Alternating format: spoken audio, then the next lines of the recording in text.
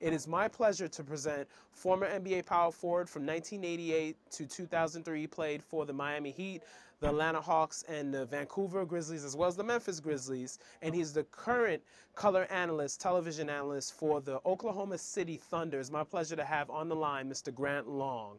Mr. Long, how are you, sir? I'm doing wonderful this day after opening day for the NBA. Yes, doing indeed. Great. Yes, indeed. Wow. It's wonderful. And talk about, first I want to talk about a little bit about yourself, about your career and everything. You went to Eastern Michigan University, and another great alumnus by the name of George Gervin from Eastern Michigan. I had the honor to interview earlier this month at the Basketball Hall of Fame induction ceremony. So it's great to have two Eastern Michigan alums that have really done well in the league to talk with them on the show.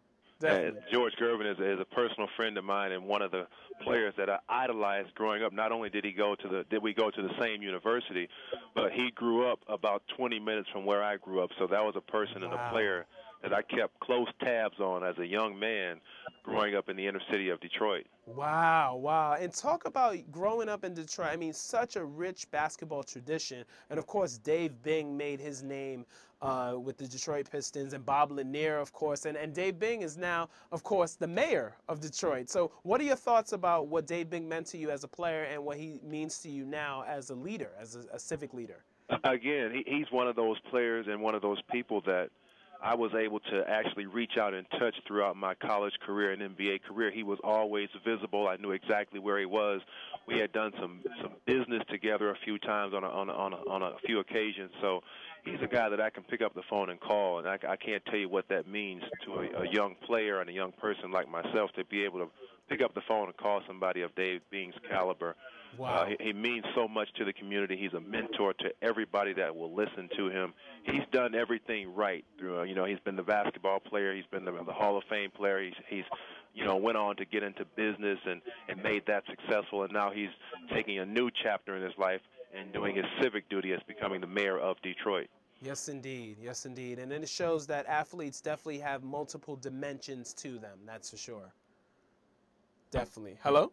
I'm right here. Okay. Exactly. And I wanted to ask you about your approach when you came into the NBA. You were the 33rd pick overall, second rounder out of Eastern Michigan, 1988, and you went into the Miami Heat organization, which was, of course, that was their first year. Am I right, of existence? Yeah, exactly. It's funny you say that because just 2 years ago we had our 20th anniversary of that inaugural team, and all the guys came back to the arena, and it was great. It was halftime of one of the games, and the fans really received us well that night. It was one of the greatest nights of my life to come back there after 20 years, being one of the very first Miami Heat players. It was a great opportunity and a great night. Wow. And I wanted to ask you, with your defense and rebounding, you came into the league, 6'9" power forward, played the game the right way with interior defense, with great rebounding, and providing leadership in the locker room. How tough was it during those years of losing that the Miami Heat experienced and everything? And also, how distracting was it to be in South Beach?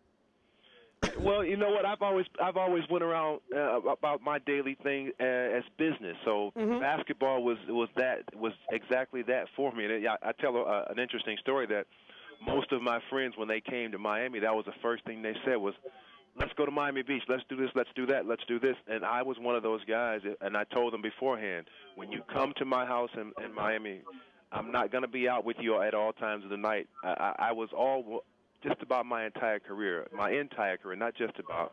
I was always professional. My basketball came first because in today's league, you see a lot of guys who do a lot of off-the-court ventures, and that sometimes gets them in trouble because they lose focus. If it wasn't for the basketball, they wouldn't be able to do all the other things that they do outside of basketball. So for me, I always kept basketball as my focus. So all the other things that people like to do, I wasn't doing those things.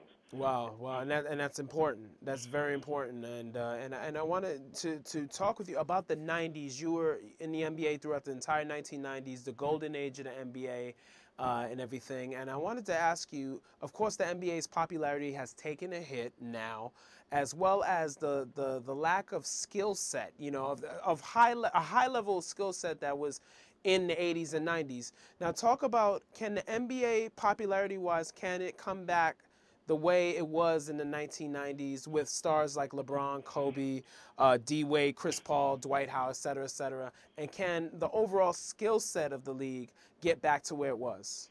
Well, I think it can. When you talk about the marquee players that you just mentioned, Kobe and LeBron, Kobe sits atop. He's the pinnacle of the professional basketball player in my estimation. LeBron is definitely right behind him, but you have to say that Kobe sits at the top when you talk about skilled players in the NBA. Mm-hmm. He has the total package. He's defense, he's offense. He's shown the basketball world that he can be a team player as well. He's also shown the basketball world that he can be a leader on his team. His teammates respect him. His coaches respect him. He's got the total package. Again, LeBron is not far behind, and you have guys like Chris Paul who are stepping up, and you can't forget guys like Darren Williams, and even Tim Duncan is still an elder statesman of the NBA. He's my example of guys who go out night in and night out and do it right. That whole San Antonio team, along with my team that I broadcast with, the Oklahoma City Thunder, they're doing things the right way, and you like to see that as a former player like myself. It's refreshing to see teams go about their business the way that these teams do. Yes, indeed. Wow, and I can't believe I forgot to mention Tim Duncan. That was my snafu right there. Yeah, you know, when you talk about class acts in the NBA, you have to mention him, and he's been one of those guys who's been a steady influence, you know, for such a long time. And every year, the experts write the San Antonio Spurs off. They're not going to make the playoffs this time. They won't be in contention. But every year they are. And I don't know if you know this, but the San Antonio Spurs over the last 10 to 15 years, they've won more basketball games than any other NBA team out there. So they've been right there at the mountaintop every single year. You have to contend with the San Antonio Spurs.